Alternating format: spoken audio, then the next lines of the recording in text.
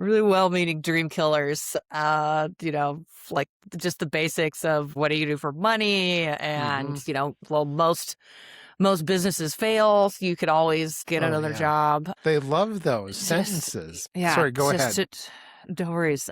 Just to the blank stares of like, wait, what are you doing? Like, Huh. what are you trying to do? You are listening to 5 a.m. podcast. Your morning motivation starts here. Good morning and welcome to the 5 a.m. podcast. I'm your host, Michael Claassen. Now, if you woke up this morning feeling like you have to put on a heavy suit of armor just to walk into your office so that people listen to you, you may want to listen close to this one. We've got a great show. You've probably been drowning in generic leadership advice, as I had once.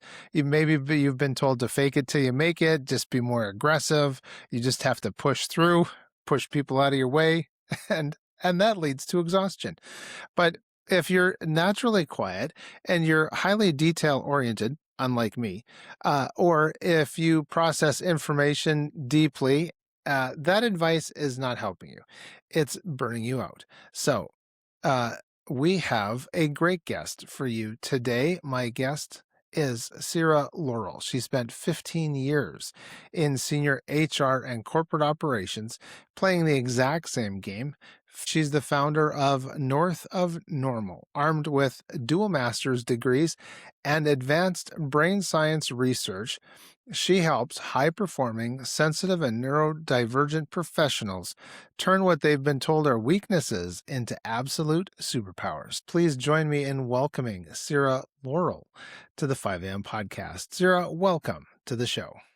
Thank you so much. Happy to be here. Yes, I'm looking forward to this conversation. And I think a lot of people now, maybe because of social media and experience at work and what they're seeing online, they're starting to maybe engage a little bit more with how their brain actually works and realizing maybe that one size doesn't fit all. So can you take us back to the peak of your HR career? And was it maybe then that you are realizing it's not cookie cutter and one size doesn't fit all? I actually pivoted into HR in the last 10 years of my corporate leadership career. I started out in a company, I call it managing the quantitative side of the business, Okay. managing the revenue cycle. So how do we get more money in the door, right? More claims out, right? Faster we can and get more money in the door on a monthly basis. And we didn't have HR.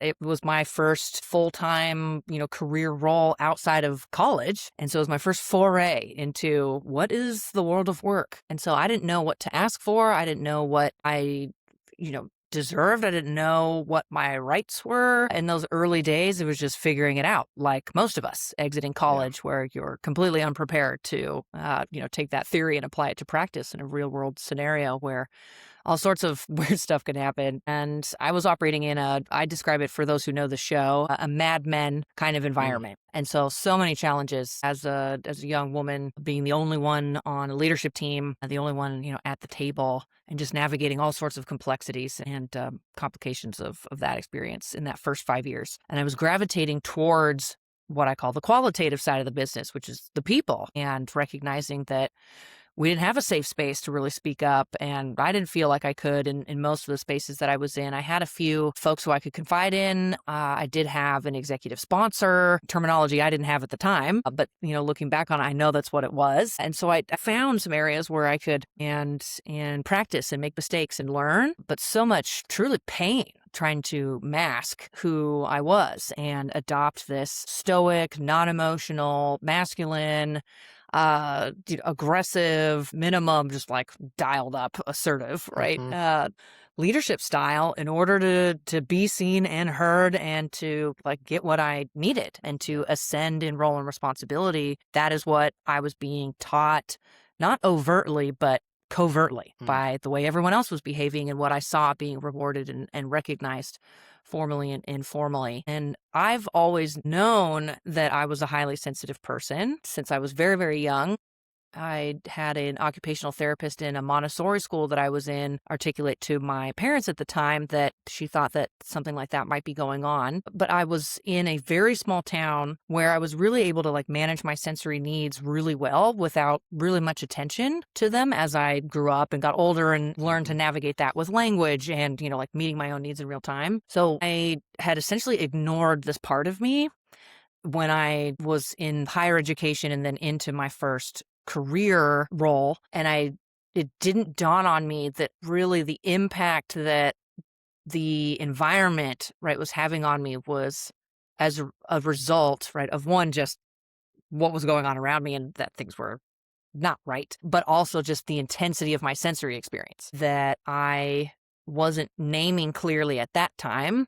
And it wasn't until I relocated from my small hometown to San Francisco in 2014 and enrolled in my master's program, and that first master's program in organizational development, and had thrown myself really into the deep end of the sensory pool Mhm. that I was forced to reflect and recognize and adjust and say like, oh my gosh, like I have to act differently now. Yeah. And I had also taken my first human resources role because that's where I gravitated in my last organization, was on the people side of things. And I thought that's where I'm going to be able to affect change. That's where I'm going to be able to create the employee experience that I would have always wanted and to be the confidential resource I had never had, but I had to try to do it in a different way. And so that's really where I started making those changes, That's interesting. but still was in an even tougher environment, right? San Francisco Bay Area, where the Mhm. messages were even louder to be something other than I was. Right. I get that. So thinking back to that time, as you were describing your initial experiences in the workplace and having to have the masks on, it almost made me wonder where they it sounded like they were putting too much value on the dollar bills and not too much and not enough value on the humanity, the personnel and those human resources. Would you agree with that? And how did you come to terms with that? Hmm. Yeah, absolutely. And what the majority of organizations don't realize is that most problems in an organization are people problems, right? It's the way decisions get made, it's the clarity or lack thereof, it's do we have established norms, do we know how to have a critical and tough conversation with somebody without elevating, right, that conversation to a distressful place. Those things can be, and if the problems are people problems, then the solutions are also people solutions. Yeah. And people and tending to that part of your business, which is until you have a business that has zero people in it, people are your profit mechanisms. Yes. So, yes, it's still wild to me how we have yet to have this ubiquitous understanding that Hmm. by attending to the health of humans in the system, we make the system healthy, and a healthy system generates more money. Yes, right.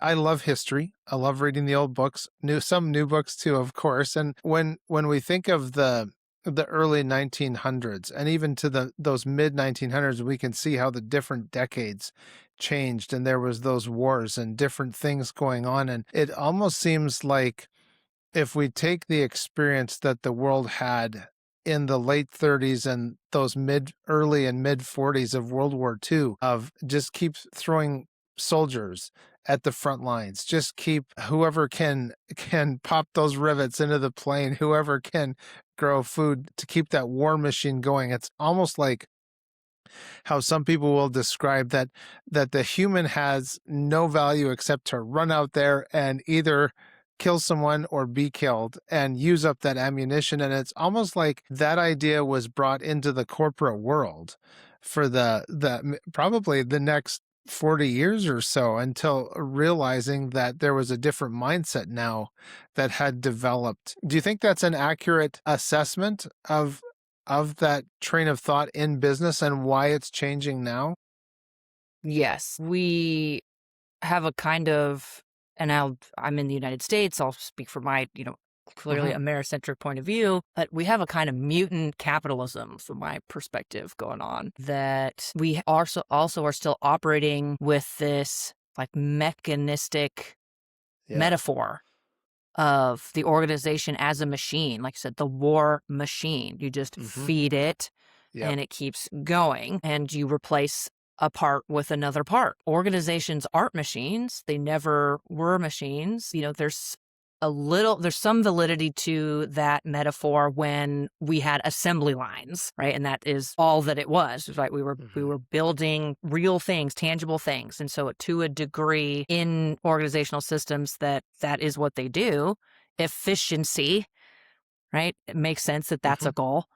But Yeah. we are doing so much more knowledge work now, Yeah. which requires this, right? Our brains and our bodies to be healthy in order to actually leverage the brain, that we need a new metaphor, that organizations are actually living systems. They're super organisms, right? Just made up of a collection of human systems. Yeah. And that organic nature, right, Yes. requires rest and regulation. And it cannot, like a machine, run 24 hours a day Yeah. Yeah. to do the type of deep thinking required Mm. to have the creativity and innovative out of box thinking that's required to keep any organization competitive. Yes. So, Yeah, that's very good. I like where you're going with that. If there's that business owner and he feels like he's herding wild cats, I don't think that's a bad thing. I think it's learning how to work with your fellow humans. Can you talk a little bit about having the capacity to understand how best to maybe fuel the individual instead of the beast? what comes to mind when you ask that question is this misconception I think that we have that's pervasive around competitive advantage, that we are forgetting that, or we were never taught it either, or loosely, that actually our advantage is cooperative. That the human species is only as successful as it is because we evolved to cooperate with each other. And yes, we have tribes, right? And we protect the qualities of that tribe, and we want it to belong, right, to a certain tribe, and we have kind of stranger danger with with other tribes. Yes. But we still have our safety and protection mechanisms for a reason. But we are the most pro-social species on the planet. Our Mm-hmm. tribes are huge. They are country huge, Yeah. right? They are, cultural, ethnic background huge. That Yes. is how we've succeeded. Mm-hmm. Success is survival. Survival is rooted in our cooperative advantage, not our competitive advantage. And we Yeah. have only taken competitive advantage inside of our organizations to the point where we're not just competing with those around us in our external environments, right? In our ecosystem. It's us, them, on the Mm-hmm. outside, but it can be us, them on the inside. And that's where we get like, well, HR's less than, sales is less than, it's less Right. than, it's competition everywhere. Yeah. And so we're eating ourselves. Yes. Yeah, that image of the snake that's eating its tail, the name escapes me. I know someone's out there shouting it right now at their phone or the speaker. This is what it's called. I know, but I Yeah. can't think of it right now. There's a fellow that I was just listening to a podcast on. His name is Robert Bork Jr. Bork is the last name. His father was a famous judge in the United States, and the son, Robert Bork Jr., does a lot of work on antitrust. And the talk that he was giving that I was listening on was this capitalist socialism or conservative socialism, one of the two. And it was exactly like what you're describing so now these different camps, they all have flawed ideologies. And so they have to grab different tools off of different shelves, either to make themselves more palatable, to increase the size of their group, like you're saying, we have a bigger group. Obviously, we're the ones that are brightest and best. But a lot of people will wear masks and all of that gathering of stuff together, whether they're trying to fit in or float between different groups. But do you feel that there's maybe a masking task for people that feel they can't be authentic at work? Oh, yeah. It's one of the things I talk at workshops and with clients who I work with is a masking tax. Okay. Is how I describe it, that it is the hidden personal cost Hmm. that often highly sensitive, neurodivergent, even just creative, introverted, othered Yeah. employees, so like marginalized and minority groups, even, right? There's actually like the majority of people actually feel the price they pay by suppressing their natural behaviors to fit into a neurotypical or Mhm. traditional definition of leadership, or into that workplace environment. Yeah. Yeah, totally. Are you able to share maybe a story with us of an executive or someone who came to you? They're performing at a high elite level, but secretly they're completely empty inside because of the amount of energy that it is taking them just to assimilate at work. And was there maybe a way that you helped them to drop that, not just that mask, but maybe a whole facade that was just wearing them down? I worked with a CEO, founder of a consultancy, and she had built up this practice to about 25 or so employees and across multiple states, very successful. And she came to me after looking at some of my LinkedIn content. I've had gone out into the world kind of describing the experience of a highly sensitive person and what a highly sensitive leader in particular experiences. And it was resonating with her, and she hadn't identified herself as a highly sensitive person already, but the experience was like a visceral reaction to that. And she had also been checking out some information about ADHD, thinking that that might be at Mhm. play for her and her neurochemistry.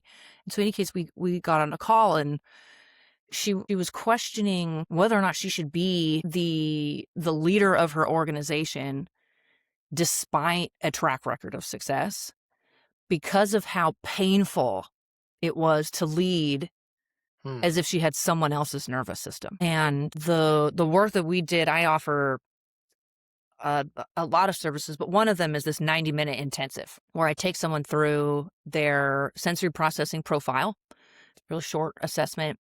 And then I map that to the results of their Berkman method assessment, Yeah. because that showcases behavioral tendency and stress responses and motivations beyond like what your neurological Hmm. wiring is. But it's really interesting, right, to map one to the other and then talk about experiences, right, that you're actually having and going like, I could reframe that now in terms of this new understanding of my internal operating system. Hmm. So we initially just went through those reports to then reframe experiences that she's had in her career and those periods of exhaustion and burnout from, as I describe it, leading as if she had someone else's nervous system, assuming that executive presence meant, again, like stoic, always on, have all the Yeah. answers, no vulnerability, right, type of leadership. Yes. Be Um, available. be available at all times, exactly, always on. And that what we were able to do then is look at experiences that she considered where she had been in a flow state, where she trusted herself, where she could see there was a metric, right, that she could measure and say that, no, I actually was doing a good job, and look at that through the Hmm. lens of her sensitivity. Yeah. Look at that through the lens of her ADHD, right? And like high detail orientation and the, focus that she could get into on something, to solve a problem, and come to a point where she was able to really, truly 180 and see that I'm not succeeding despite my makeup, despite my Right. operating system. I'm succeeding because of it. Yeah. And I'm exactly the type of leader that is needed in this age of AI and automation where, yeah, this tactical stuff and these like purely logical things can be automated away. And I can actually use my deep thinking, Hmm. deep processing, intensely feeling body and mind Yeah. to create a very human centered solution. And I can take my organization into the next phase. Wow. Well, that's a big revelation for somebody to receive. Now, then I have a question. So, can you then define? And so, I'm going to throw something out. You can correct me if I'm wrong. So, if you take neurodivergent, which if you could give a definition for us, that would be great. But then there's also neurotypical, correct? So would neurotypical actually be, because I've often felt like a round peg in a square hole or a square Hmm. peg in a round hole. So could what somebody might say as neurotypical, could that actually just be someone who's really good at conforming to the entity of the day? Yes. So I love that you asked this question because this is a soapbox that I get on a lot Okay, good. around Preach it. neurotypical Yeah. neurodivergence, right? So neurodivergence, one, it's a non-medical term that just describes people whose brain function, whose brains function, learn, and process information differently than what is considered typical. It's a natural variation in human neurology. And what I'm presently seeing, because this shifts, right, as awareness increases, right, and it becomes more mainstream to talk about these things, that there are like a set of conditions that people tend to think of or know of, like that fall under this header of neurodivergent. And that tends to be autism and ADHD and dyslexia. And Tourette's is included, dyscalculia, dysgraphia, sometimes conditions like OCD. It's an umbrella term, and it typically covers those conditions. There are so many more. Um, and neurodiversity, right, is really, to me, the word that I like to use and what I think is more accurate, which is just the concept that there are differences in the human brain. And Hmm. that, yes, we may be able to take a certain, set of attributes and say, like, those are so, like, similar, frequent, and they could come in a combination that we could describe it as this. It's useful when somebody is experiencing difficulty in the world, right, to have language to say, like, that looks like this, and here's how we can help you have a better lived experience when Hmm. your experience looks like this. But again, it's a natural variation. And we know from neuroscience that literally no two brains are alike, and that neurotypical is a non-existent average that, again, simply doesn't exist. Yeah. Yeah, So there's absolutely. no right way, right, for any brain to function. And neurodiversity, in addition to having, just that broad definition of, like, there are differences in human brain function, is Hmm. also advocating for a kind of acceptance and inclusion and recognition of unique strengths that every brain provides. When, even if we want to keep, like, well, there are people that they're just not autistic, they're not introverted, they're not this, they're not this. That quantity of people who, like, fit in that typical space are so small when we consider that 1 in 5 people are neurodivergent, again, with just those Hmm. conditions that I named, like being Yeah. currently, and under that umbrella. But then there's the folks who are high in sensory processing sensitivity. We know that that's 30% of the population. 40% of the population is moderately sensitive, and then the remaining is low sensitive. And then we've got probably 50-50 split, really, between introversion, extroversion. It was Hmm. previously thought that it was a much greater divide, but that's actually, right, we're learning that's not the case. Same as sensory processing sensitivity. We thought it was only 15 to 20%. It's actually 30%, and it's roughly the same distribution, right? Like a Right. third practically across all groups. Or you think of anybody who's experienced trauma. It could be a traumatic brain Yeah. injury, but it could be psychological trauma. Well, you're no Hmm. longer in the neurotypical category, right? And you're going, well, who is? Yeah, At that point, exactly. when you think Yeah. about the reality of human experience. Yeah, it's like the constant is change. So, you've written very personally about your own journey with disability, finding your own wiring. When you finally stepped away from that prestigious corporate title and maybe the name on the door of the desk to start north of normal, what was the most maybe shocking or odd thing a colleague or mentor said to you about leaving the traditional path? God forbid that should happen. Oh gosh, yeah. I mean, well-meaning dream killers. Oh, yeah. I've met some of those. Man. Really well-meaning dream killers, like just the basics of, what do you do for money? And, Mhm. well, most businesses fail. So you could always, get Oh, another yeah. job. They love those Just sentences. Yeah, yeah. Sorry, go Just ahead. to No worries. Just to the blank stares of, like, wait, what are you doing? Like, Uh-huh. what are you trying to do? Just the lack of, or like the risk aversion, right? That somebody, would project, onto me, and whatever that risk was that they Mhm. perceived, asking about that, giving some unsolicited advice, Right. which is always my favorite. Love getting advice that I haven't asked for. Mhm. Um, Yes. yeah, Well, right. my background, my family is from Holland, from the Mm, Netherlands. So unsolicited advice happens every day. But as you were talking, I was thinking about the allegory of the cave mm. that we get from Plato. Are you familiar with that story? Hmm. Yes. Yeah. Do you find some similarities in that you could kind of expound upon for us?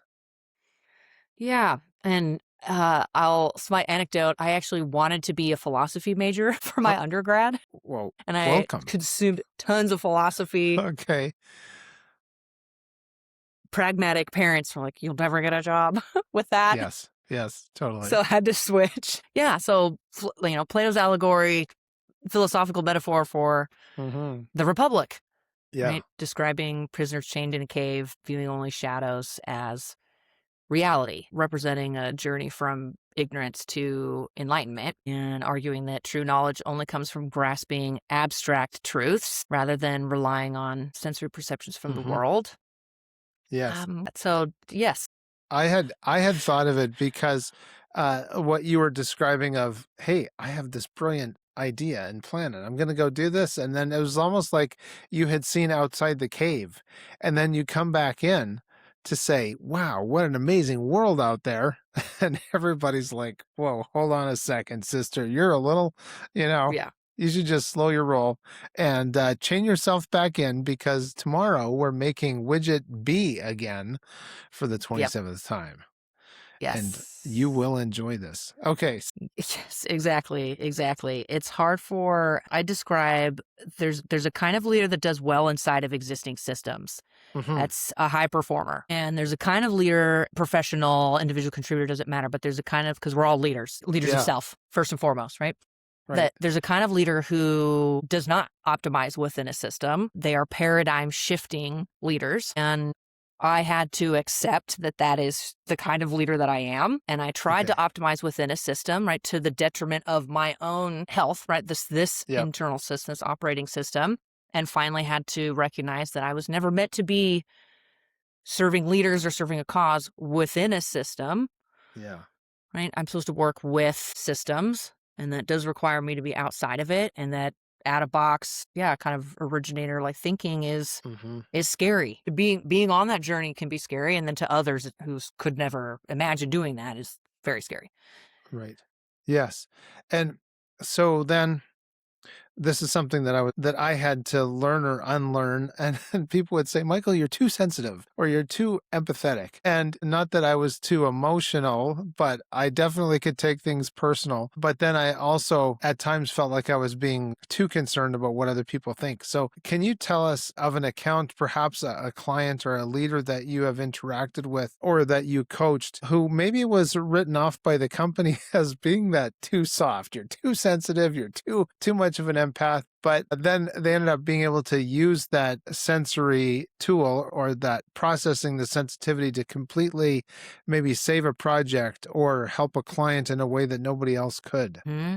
Yes. So I worked with a highly sensitive leader who, and I use that terminology because that is, if we looked at her sensory processing profile, Okay. that's how I would, describe her. But I also want to asterisk this that you don't have to Yep. call yourself that. Okay.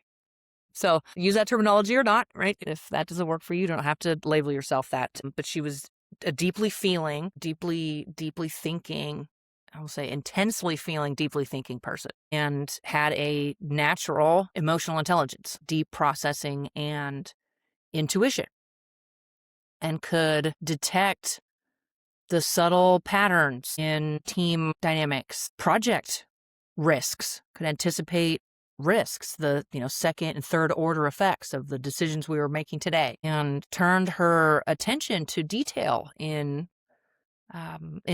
superior problem solving, and was able to and desired to nurture really strong and more collaborative workplace relationships. But she was an engineer, and she Mm. was operating inside of an engineering company where we'd over indexed on move fast and make decisions immediately, run with the little bit of information that you have, silos. The Berkman method that I'm certified in, I'll use this terminology that there's a in this 2x2 that it offers for kind of behavioral tendency. There's the doer, the kind of extroverted task Uh-huh. orientation, Yeah. and there's the thinker on that introverted people orientation. And that she was really in this, and they're opposites, right? In this quadrant, they're opposites. Yeah. So that's really what she was bringing to the table, but she was outnumbered by Mm. everybody who was in Mm-hmm. this on teams and on the leadership team in particular who had this orientation. And the misperception that this person was experiencing, right, was that she was slower, right? And Yes. they weren't considering how this person was picking up on threat early, right? And also opportunity, right? If given the chance to have a little space for ideas to emerge. So she had been using a lot of emotional language and leading with her experience, her sensory experience, as opposed to like business language. And in part, we use the Berkman method because it has really simple language for describing needs in a way that a Mm. manager can hear, Right. right? That a superior can hear, that another leader can hear. We shifted, right? Reframed some of the things that she was saying, again, just into terms, literally sentences, right? That she could say during meetings, during one-on-ones, when a project kicked off, to help slow down, Mm-hmm. right? A thinking process, decision-making process, using her how to translate intuition into logic Yeah. is something that Okay. I work on with clients. Yeah. Right. Is that And you're that's key describing too. something that's coming from in here, and that's an internal experience that you deeply know, Right. and it's not the experience of others. And so using common language is your connecting piece. Right. Yeah. And I think maybe the twin to this, or at least a sibling to this idea, is that when we live in a culture of we may not know what we want, but we want it right now. And we Yes. live in this culture that rewards like split second, loud, in your face answers. And that I'm sure comes to us because of the advertising that we've had to learn to deal with. But the sensitive and the introspective brains, they need that deep processing time. And can you maybe share, or if you have another story of a leader who was able to successfully use this processing delay as a deliberate power move, maybe in a high stakes negotiation, rather than something I've had to say, sorry, I'm taking so long, but that deep thinking Mm-hmm. takes time. Mm-hmm. Mm-hmm. Yes. The language that's used, as we were saying, is what's key here.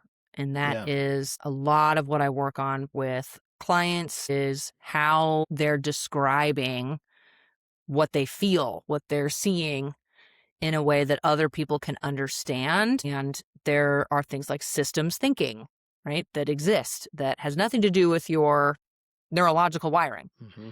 but is absolutely something that a senior leader needs and that we need to leverage is what are the ramifications of the decisions we make today on our ability to take action tomorrow, 5 years from now, on Right. our employee experience, on our client experience? What are the macroeconomic factors that we're operating inside of? Systems thinking, analytical thinking, creative thinking. These are skill sets that the future leader, is the leader of Yeah. now, Right. absolutely need to come up with the solutions that organizations need to survive from one day to the next. And so Yeah. you're transforming, like you're leveraging high EQ for leadership and strategy, Yeah. that we need to be able to anticipate needs.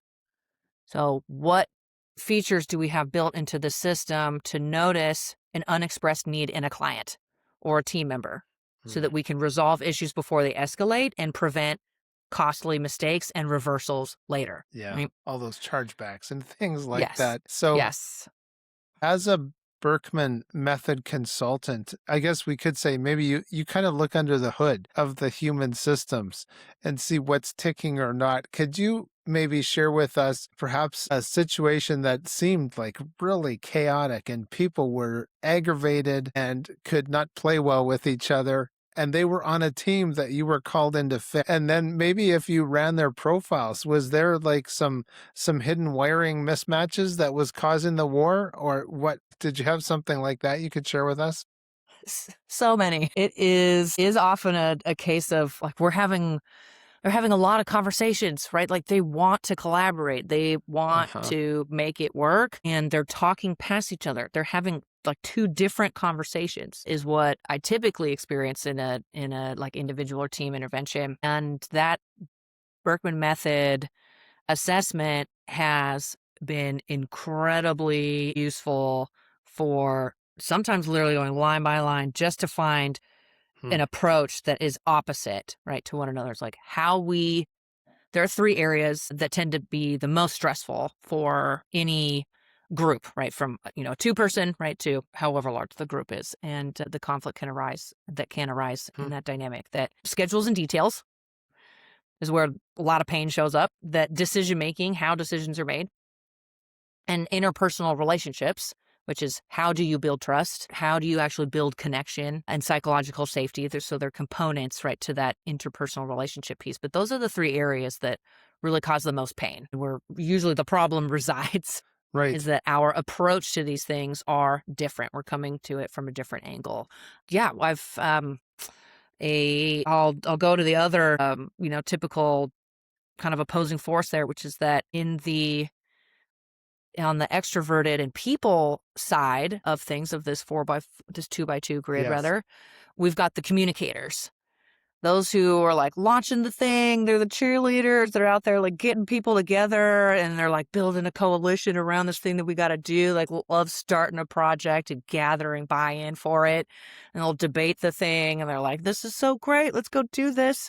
And opposite to that are the more introverted task orientation folks. Mm. And they're like, what's the plan? Yeah, right. How are we going to do this? Does it make sense financially? Do we have the technology to do it? Do we have the humans to do it? Who's doing it? Right? That's the plan, right? And Right. it's bringing like this person who's like building a castle in the sky, Mm-hmm. right? Like down to the ground because this person's trying to build foundations under them. Yeah. There's a Henry David Thoreau, Love it. actually, piece about that. Like, it's okay to build your castles in the sky. Just put your foundations under them. I Yeah. think it's Right. bringing those two together, right? And yeah, I had a couple of leaders who cross-functional leaders and just constantly butting heads about this. And one was just like super excited all the time. And like, I know when I get into this conversation with this person, they're just going to bring me down. That was the sentiment for like what this other person was doing. And like what this other person's perspective was is that like, I'm just trying to make your dreams real. Yeah. Like I'm just trying. that's what I'm trying to do. Right. Like Yes. I'm actually just trying to help. We are two parts, of this whole. So yeah, That's good. using that assessment, right? Able to just look at that and again, simple language that like we maybe could have gotten to from, multiple conversations with each other and having them come up with it on their own. But sometimes it's just helpful to have a tool where you've got a sentence, right? And you're able to read it and you're like, Yes. does that feel true for you? And they're like, yes, it does. They're like, great. That's what we're using. We can shorten this, time. As you're talking, you're describing the Berkman method, which I'll get you to explain in just a minute, but it was making me think of the movie Over the Hedge with all the little Mm. forest animals who were, trying to stave off the the development of the land. And you see those different characters represented in Over the Hedge, in my mind anyway. But can you just give us kind of a little synopsis or overview for our listeners of the Berkman method and why it works so Mhm. well for business and maybe family too? Sure. Yeah. The Berkman method is a scientifically developed assessment. They actually care about reliability and validity, which was really important to me when I was picking an assessment tool to use in my Mm. business. And it provides insights into your personality, your motivations and behaviors, stress responses. And it is a really quite comprehensive understanding of you and your team members' strengths, interests, communication styles. And knowing that, of course, can transform how you collaborate and support one another. People have absolutely used it in their personal relationships. It is a tool designed for work, but you can absolutely use it in any relationship. Sounds like it would be a very appropriate. So we're getting to the close of our conversation. It's gone so fast. And it's been a great conversation. I forgot to ask people to give their comments because we have the comments section. But one of those comments may be, Michael, how do I get in touch with your guest today? So can you share with our listeners how they can get in touch with you? Sure. Yeah. Easiest way is through my website, So www.siralaurel.com. And I'm also on LinkedIn. Well, we'll make sure those links are available in the show notes. Now, before we go, I absolutely want to ask you about the kind of 26 and beyond, the AI frontier and the human kind of currency and premium, because it almost seems to me like people are already starting to get tired of the fakeness of AI. Like even friends are commenting to me of, I read an article and I stopped reading after the first two sentences because I knew that it was not written by a human being. So we're so heavily into this automated world already where AI can draft those emails and run the spreadsheets and be tools for us. Why does this technological shift actually make that natural, deep processing, highly empathetic traits of a sensitive mind a really valuable skill today? Yeah, I talk about highly sensitive leaders being our strategic advantage in the age of AI and automation. I think becomes a high value skill set with AI because it addresses exactly what AI lacks, which is contextual judgment, Yes. Yeah. ethical nuance, and genuine empathy. So while AI excels at executing tasks and it can recognize surface patterns, it often fails at understanding the why behind the data. That is exactly what highly sensitive people are naturally designed to do. And I believe that while, sensory processing sensitivity, it is a neutral trait. Hmm. There are environmental conditions that make any trait of survival more of an advantage at a given time. And that, I think, is what we're experiencing in the age of AI and automation, Yeah. is that our over-indexing on the low sensitive side of things is bearing a pretty sour fruit. Yeah. And we now need to course correct and bring in, right, a healthier balance. Right. Yeah, absolutely. So then as an entrepreneur and high level coach, you, I'm sure, have those days that there's the sensory overloads coming at you. And you, when you do feel that your nervous system is kind of redlining and the noise is getting too loud, what is your kind of your unpolished physical routine to bring your brain back to the baseline? I shimmy. I Okay. do a shimmy. I do a shoulder shimmy. It's the easiest thing for my body. I carry tension up here. Uh-huh. And so just literally shaking it out is the thing that I can always turn to. I think of my dog who will get Okay. up from a Yes. nap and does the exact same Right. thing, right? Like all of Yeah. us have seen our animals do that. Like that's Hmm. their self-regulation, right? And so I was like, why am I That's not doing good. that? I just need to shake it off. Yes. Nice. I love that. And yeah, our little dog is like right there beside me. This is his Same. interview position. And we love it. And of course we love having the pets around. And so for a listener who's been hearing this conversation and they're thinking, wait, is this me? Am I a highly sensitive person? Has that been my superpower all along? Is there a story of a client that you had that maybe finally took your sensitivity assessment and experienced a massive wave of relief instead of feeling like they had a deficit? Now they realize I've got this valuable tool. Yes. I was working with somebody who took on a new role at her company. She's working for a major tech company and she was supporting directors in her previous role. And she was able to, they had to go through her for everything. And so her schedule then was completely her own. And she was able to fit in any obligation, right? Any need that she had. And so that was the rest and regulation. It was exercise. It was whatever it was, right? She was able to completely design her work life around her Hmm. needs. And she had always known that she was highly empathetic and to be feeling like really ethically grounded. That's why she was in HR. And so she knew these things about herself, but she got a promotion and now she's serving VPs and she's on their schedule. Yeah. And so everything about the way that she was navigating her day before is completely chaotic and off. And she was noticing the changes. She wasn't remembering the story that she had just told her child in the afternoon when she was like reading a bedtime story. And then her Mm. daughter had asked her something about it. She's like, wait, what? She's like, yeah, you remember that story you told me? She's like, wait, I read you a story? Just, she felt Yeah. crazy. And the way that she described herself is my brain feels like it's broken. So to me, of course, I'm hearing the story. I'm going, your environmental context has completely changed, right? So like where your body's having a difficult time like adjusting to this. But let's see if there's something deeper to this, and had her take that sensory processing profile. Hmm. Absolutely a highly sensitive person, was high scoring in all 6 subscales, and was then again able to look back on how she was able to design her life around her sensory needs easily before, Yeah. naturally. She had Yeah. strong boundaries, right? She had a strong sense of self and what her needs were. And so she hadn't had the experience that a lot of highly sensitive people do, which is your boundary blurring and your people pleasing. So there were other factors, right, in her life that had led her to be, right, a really like boundaried person. She was Hmm. self-aware, self-regulating, self-controlling, etc.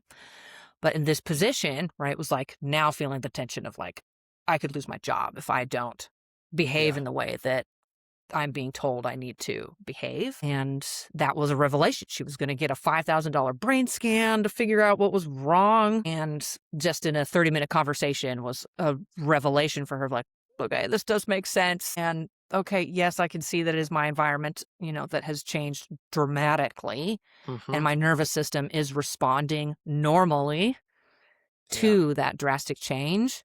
Where do we go from here? Right.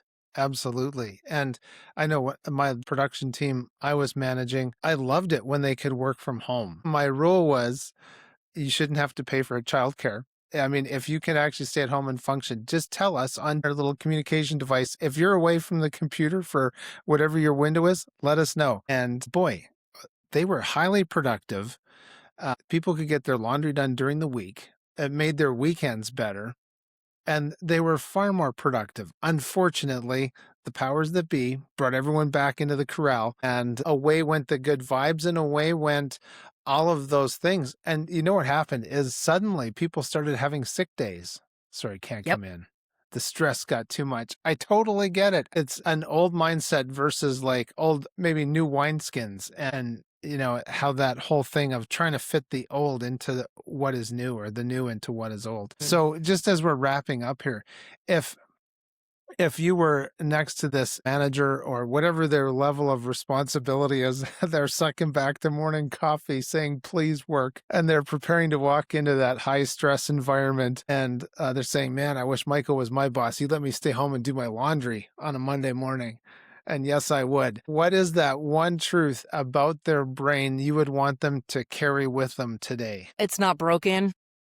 Yeah. We have broken systems, and it's completely normal for you to be experiencing the distress and disorganization that leads to the exhaustion and even burnout, in the worst of cases, that you can experience from that chronic overload, chronic sensory overload. And the second thing I would say is that there are things that you can absolutely do to help you navigate that high stress, high stakes situation. If that situation cannot be changed, there Hmm. are things that you have control over, and that Right. you can set up to control what you can control. And there are things that you can change in that external system with a little bit of practice, with clear language. And I like to set up reversible experiments where we're Hmm. leveraging the high trust relationships that we do have in our external environment Yeah. to start creating better boundaries, right? And increasing our capacity to optimally perform in a system that